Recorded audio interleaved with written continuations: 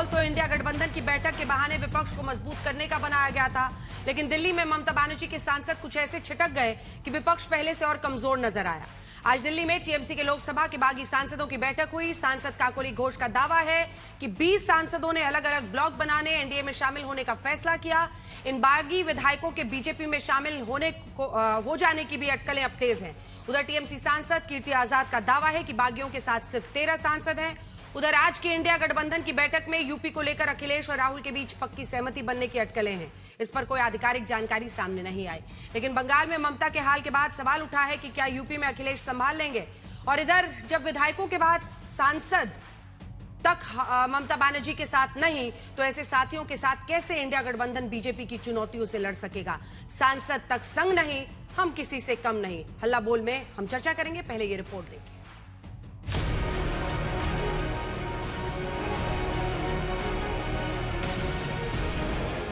दिल्ली में एक और ममता बनर्जी इंडिया अलायंस की बैठक में पहुंची थी, तो उधर दिल्ली में तृणमूल कांग्रेस के बागी सांसद बागी विधायकों जैसी राह पकड़ चुके थे। लोकसभा के 28 में से 20 टीएमसी सांसद अपना अलग गुट बनाने का फैसला कर चुके हैं। बाकी सांसद अभिषेक बनर्जी की जगह काकोली घोष को लोकसभा में अपना नेता चुनना चाहते हैं। सूत्रों के मुताबिक केंद्रीय मंत्री भूपेंद्र यादव के घर पर टीएमसी के 14 बाकी लोकसभा सांसदों की बैठक भी हुई। इसमें बंगाल के मुख्यमंत्री शुभेंदु अधिकारी शामिल हुए। मुलाकात के बाद शुभेंदु अधिकारी भूपेंद्र यादव के घर से निकलते देखे गए। इससे पहले राज्यसभा से इस्तीफा देने वाले सुखेंदु शेखर रॉय की तस्वीर सामने आई, जिसमें वो टीएमसी के कुछ बागी लोकसभा सांसदों के साथ देखे जा रहे हैं। अभी तो मैं पार्टी से बाहर हूँ। हमारा पार्टी का जो हम जब पार्टी में थे उस समय वो लोग जो थे, कोई इसका विचार विमर्श कुछ नहीं किया गया इतना, क्योंकि उसका पावर मस्तिष्क माथे पे अंदर चला गया कि हमको कोई कुछ करने वाला नहीं है दुनिया में। अरे भाई, आम जनता ने तुमको चुन के भेजा है, जिन्होंने भेजा है उन्होंने तुमको नीचे गिरा दिया। अब देखो कैसे गिराया। शुभेंदुदा से बात नहीं हुआ मेरा, मगर टीवी में शुभेंदुदा का जो बयान है, मैं ये बयान देखा हूँ, सुना हूँ। शुभेंदुदा का जो उन्होंने बोले हैं, मैं मेजॉरिटी जगह में उनके साथ एकमत हूँ। और खास करके जहाँ तक पार्लियामेंट का अपर हाउस का फंक्शनिंग था, शुभेंदुदा जो बोले हैं वो एकदम सही है। अभिषेक बंदोपाध्याय का जो संगठन लोग बोलते हैं, उस संगठन में बंगाली में आप जानते हैं संघ का मतलब क्या है, गठन का मतलब क्या है। उसमें संघ है मगर गठन नहीं है। ममता बनर्जी की पार्टी में मची ये भगदड़ इंडिया गठबंधन की मजबूती पर एक और चोट है।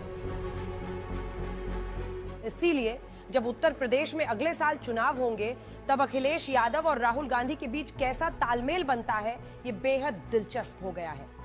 इंडिया गठबंधन की बैठक के बीच यूपी में समाजवादी पार्टी और कांग्रेस के बीच सीट बंटवारे पर चर्चा हुई या नहीं, ये तो साफ नहीं, लेकिन सूत्रों के मुताबिक समाजवादी पार्टी यूपी चुनाव की तैयारी शुरू कर चुकी है। पार्टी ने अपने आधे से ज्यादा प्रत्याशियों को हरी झंडी भी दे दी है। समाजवादी पार्टी अपनी सीटों के बंटवारे से पहले कांग्रेस से उनके प्रत्याशियों की सूची भी मांग सकती है।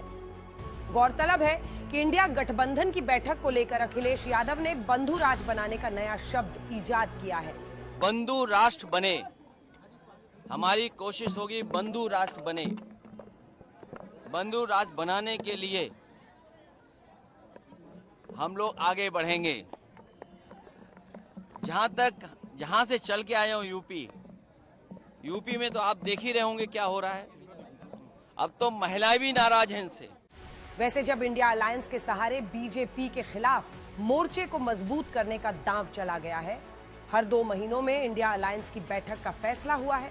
ये सहमति बनी कि एसआईआर, मतदाता सूची में हेरफेर तथा चुनाव की निष्पक्षता पर उठे गंभीर प्रश्नों के संबंध में भारत के माननीय मुख्य न्यायाधीश को एक पत्र भेजा जाएगा। ये पत्र शीघ्र ही उन्हें सौंपा जाएगा।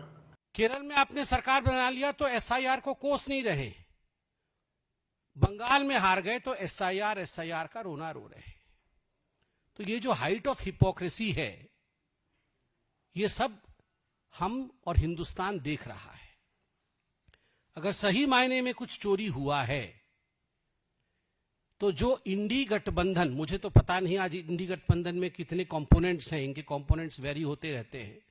सही मायने में इंडी गठबंधन वालों का वजूद चोरी हुआ है। आज की बैठक में कथित वोट चोरी पर चीफ जस्टिस को चिट्ठी लिखने और केंद्रीय मंत्री धर्मेंद्र प्रधान के इस्तीफे की मांग जैसे 5 मसलों पर सहमति बनी है।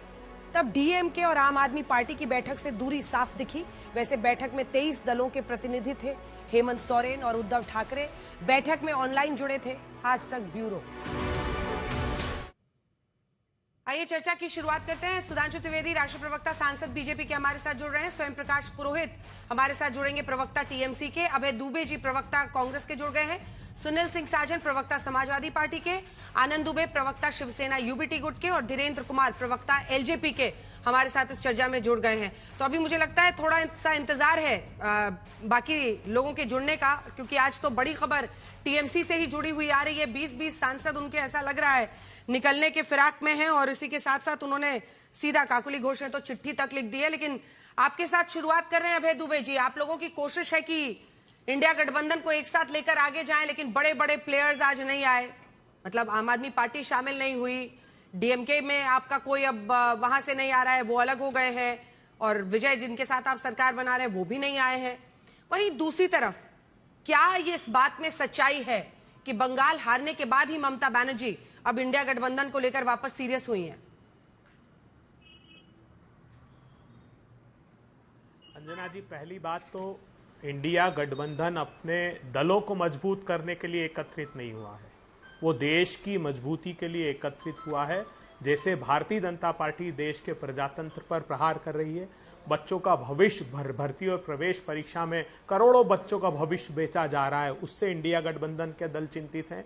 जो आर्थिक बदहाली की कगार पर देश को ला दिया है, जो भारत माँ की भूभागीय अस्मिता और उसकी स्वायत्ता पर अमेरिका की ट्रेड डील जिस प्रकार की जा रही है, उसके खिलाफ एकजुट हम लोग हुए हैं। हम लोग जो इस देश के प्रजातंत्र को एसआईआर के माध्यम से, special intensive revision of votes के माध्यम से वोट काट कर प्रजातंत्र को खतरे में डाल रहे हैं, उसके लिए एकजुट हुए हैं। जो संविधान संशोधन हमने पारित नहीं होने दिए देश के खिलाफ जो थे, उसके लिए फिर भारतीय जनता पार्टी पीछे के दरवाजे से प्रयास कर रही है। सांसदों को और विधायकों को तोड़कर, कुछ सांसदों को अपने साथ लाकर फिर वो 1 नेशन 1 इलेक्शन और डिलिमिटेशन के बिल, जो संवैधानिक संशोधन बिल है, उस पर काम करना चाहती, उसको हम गठबंधन के लोग होने नहीं देंगे। अपने दोस्त की कंपनी के लिए कंपनियों पर छापे मारे जा रहे हैं। जैसे कोस्टल एनर्जन पर 32 महीने उस आदमी को जेल में रखा, उसकी कंपनी खरीद ली अडानी जी ने, उसके बाद उसको क्लीन चिट मिल गई। वेदांता पर जिस प्रकार ईडी के छापे पड़ रहे हैं, और ये कहा है पूर्व आर्थिक जो पूर्व सलाहकार है प्रधानमंत्री जी के, उन्होंने जिक्र किया है कि क्यों हिंदुस्तान से कंपनियां छोड़कर भारत की कंपनियां बाहर विदेशों में निवेश कर रही है। उसका कारण है कि ये risk of doing business Hindustan में बहुत बढ़ गया है। तो जो आर्थिक बदहाली कर दी, महंगाई चरम पर है, पेट्रोल डीजल के आप दाम देख लीजिए कहां है। किसानों को खाद की तकलीफें प्रारंभ हो गई खरीफ के सीजन में। 7 करोड़ हेक्टेयर खेती के लिए खाद हिंदुस्तान के पास नहीं है।